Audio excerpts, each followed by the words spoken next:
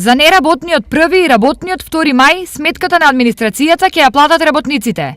Разликата е во тоа што годинава од вкупно 4, тие ќе одмараат само 2, а администрацијата сите 4 дена. Што се однесува до користењето на годишниот одмор, вработените во општината може да го користат својот годишен одмор според своите потреби.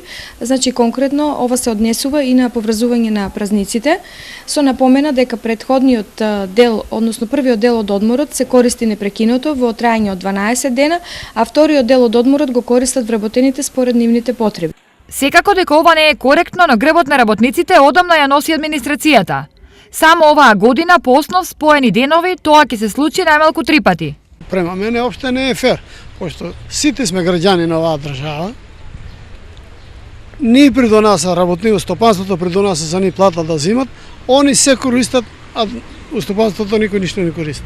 Не е оред работа. Не е оред. Ако не се на работа, примат плата.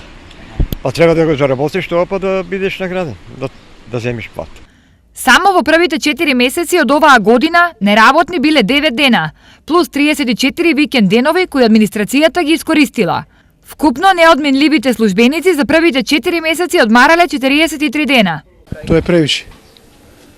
Многу е. За овие услови многу е. Се е трошок. Тоа на грбот на работниците. Поспојат ги празниците они. Поврзуваат се ги да имат повеќе слободни денови. Викендите се дома. Така.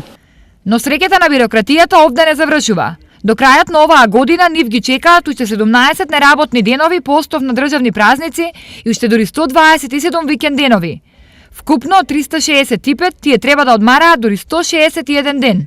Иако слободните денови ги сакаат сите, сепак тие чинат многу. Немам точна бројка во моментот, меѓутоа сигурно дека тие загуби се големи бидејќи нели комуникацијата е една од најбитните работи денес во бизнисот, а што ми нема самата комуникација, тоа значи дека и сите работи ќе заостанат за некои други денови, а со тој профитот сигурно ќе се биде помал.